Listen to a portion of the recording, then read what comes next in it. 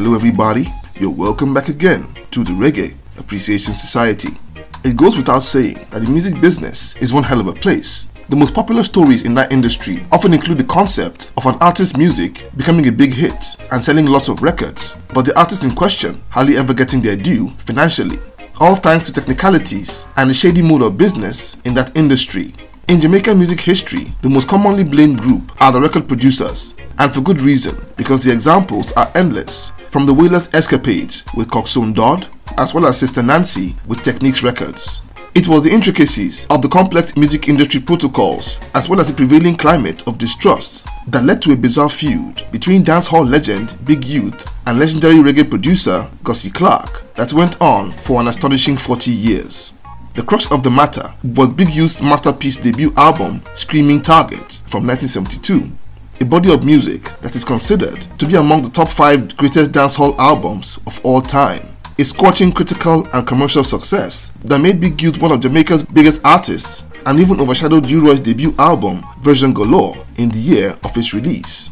But for all its accolades, it remained a sore point with Big Youth, as he would not earn a penny off that record, and that issue would lead to hatred towards his producer and a breakdown in their relationship for almost half a century. That feud would fall under the prevailing narrative of the hustling artist and the greedy producer. But in recent times, the true picture of what happened has come to light. Let's take a look at what sparked the 40-year hatred between Big Youth and his producer Gussie Clarke.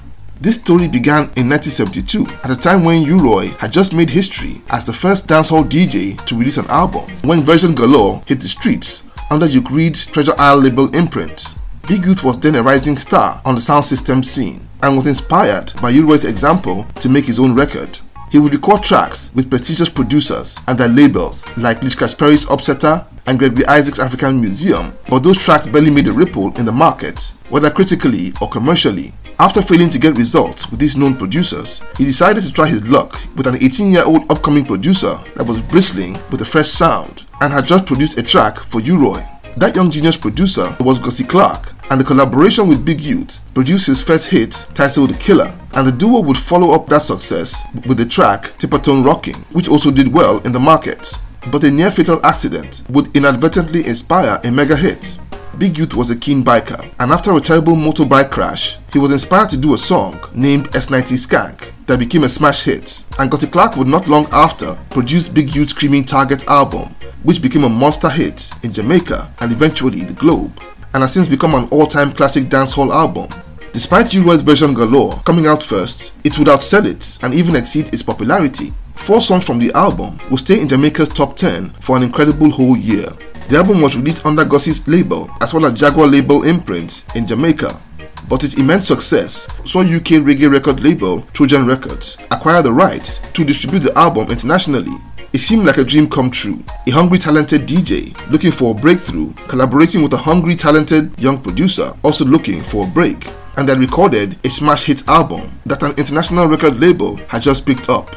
But unfortunately, both men were at the time vastly inexperienced with the business side of the music, and the result of that inexperience would tear them apart. To begin with, the 18-year-old Gussie Clarke's understanding with Trojan Records was supposed to see Big Youth get royalties from publishing rights after a set time. But before that could happen, Big Youth became impatient and was convinced in his heart that Gussie Clarke must have cheated him, and he would fall out and part ways acrimoniously with the young producer. And that situation is not far-fetched. He was one of Jamaica's hottest DJs, with a massive album, and was immensely popular, but was still living in the slums, and had people in his ear asking him why he was still broke despite all the hits.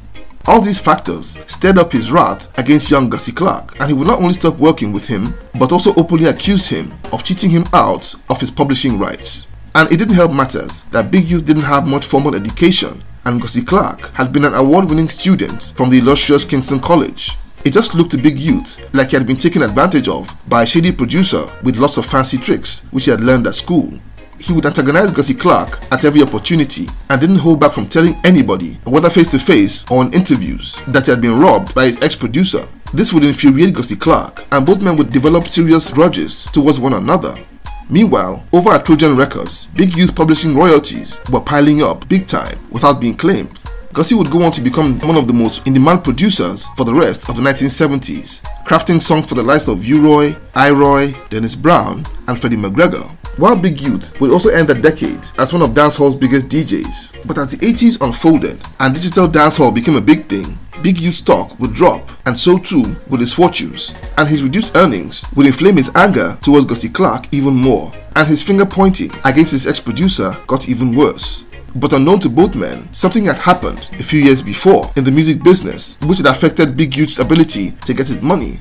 Around the time Trojan Records was supposed to begin making payments to Big Youth for his album, which had been a huge commercial success, that company would go bankrupt in 1975 and was forced to sell off his catalogue of music to pay off his debts. And unfortunately, Big Youth's Screaming Target was part of that catalogue, and this would complicate and delay the process of Big Youth getting paid even more, and would inflame his ill feelings towards Gussie Clarke. So couple the delay in not getting any money plus not knowing this factor, and what you get is Big Youth's feelings getting inflamed towards his ex-producer even more. It went on for decades and got to a head in 2013 when Gussie Clarke could no longer stomach the barrage of accusations of him having stolen publishing rights to Screaming Target. And though not working with Big Youth anymore, he would make inquiries and investigate what had really happened to all that money.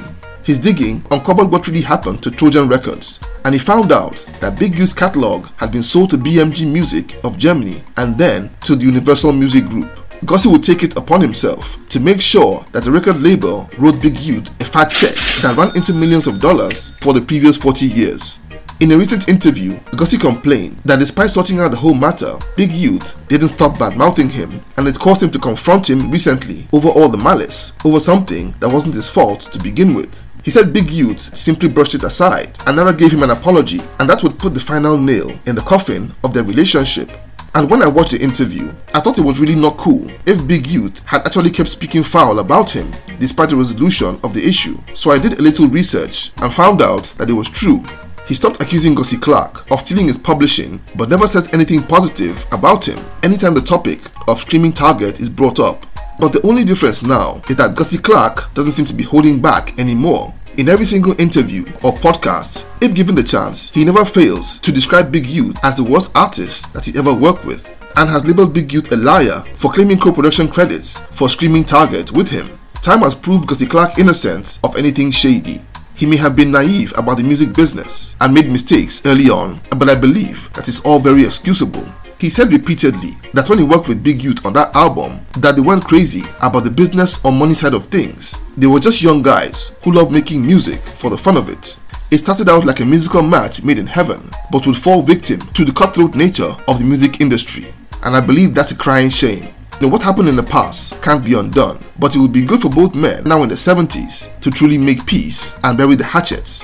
And personally, I believe the ball is in Big Youth's court. So there you have it. Thank you for watching the video today. Please leave a like, subscribe, and until next time, Jah bless.